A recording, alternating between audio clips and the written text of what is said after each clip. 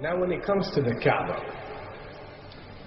the main point that we try to communicate is the following.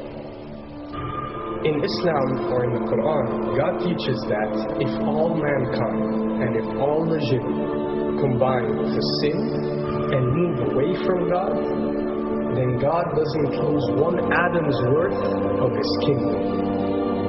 And if mankind and jinn combine to dedicate every second of their life to prayer and to worship of the one God, then God's kingdom doesn't gain one atom's worth as well.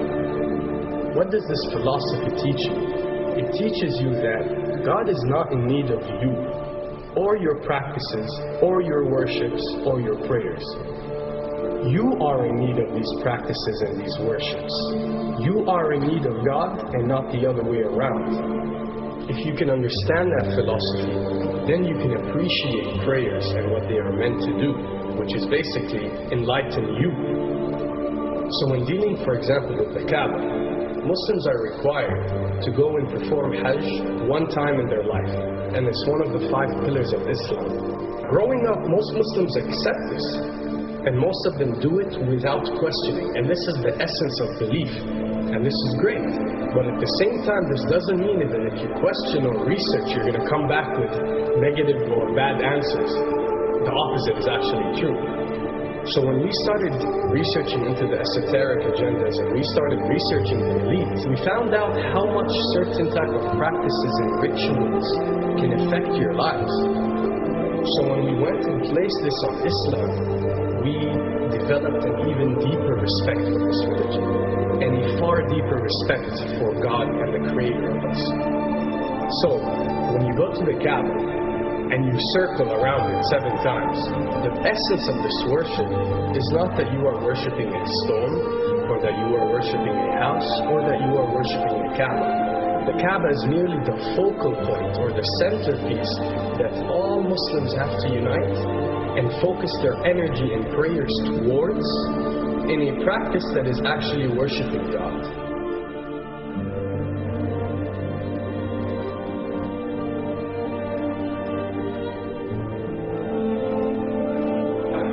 Now, going in circles counterclockwise does not break you away from time and space.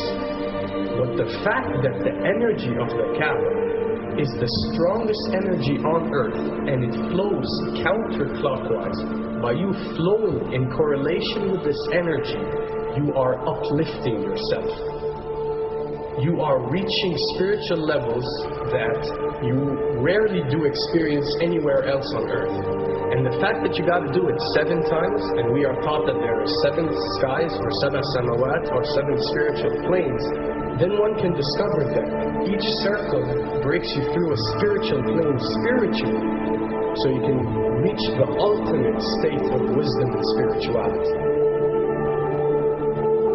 Does this mean that only Muslims can reach this level?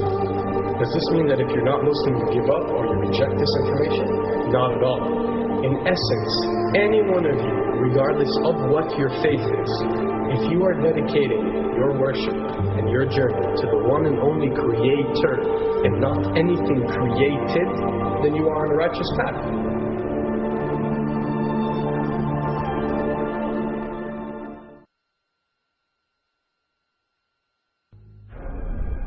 To begin with, the significance of 911. What you have to understand, and what we are trying to explain, is that when dealing with extra dimensions, or when dealing with beings from extra dimensions like jinn, for example, or when dealing with the Illuminati, or the elite, or people that follow a certain type of esoteric agendas, although me and you communicate through words and letters, they have chosen a different type of language. And this is a cross-boundary type of language. This is a language that goes across the boundaries, understood by all. And this is the language of numbers and shapes. And this is why whenever you do research about these groups, you'll find out that they practice something called sacred numerology and sacred geometry. What does this mean? It means that each number is given a meaning. Each shape is given a meaning. A meaning is communicated whenever a shape is presented or a number is presented by these specific groups. I'm not talking about random people or random groups. We're talking about specific groups that follow this type of agenda.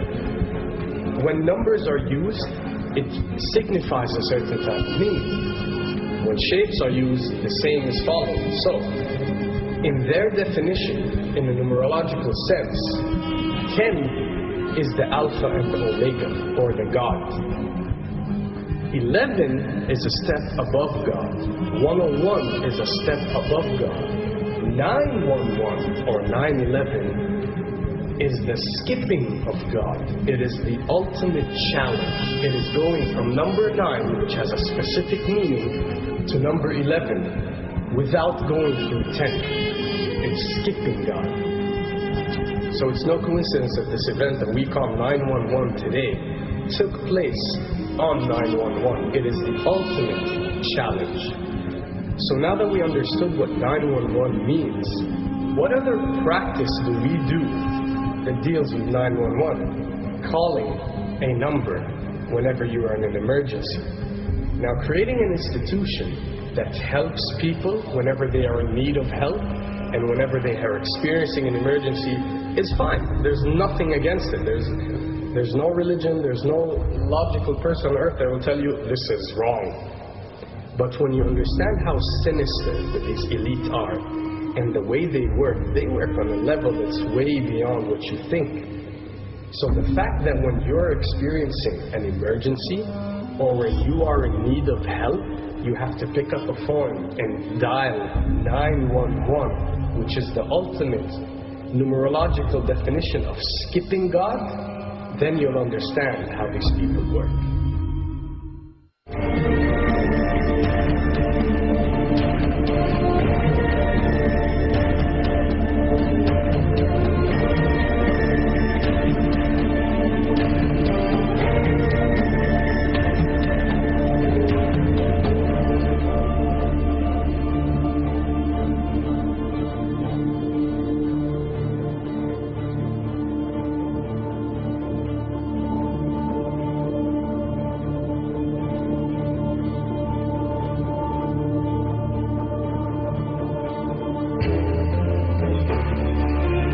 And when dealing with rituals, we're recognizing everything adds up. For something to be a ritual, everything has to be in place, everything has to be perfect. And my advice is, if you want to recognize that something is satanic, it has to add up in all sense. The numbers have to add up, the shapes have to add up, the event has to add up, it has to have one general meaning.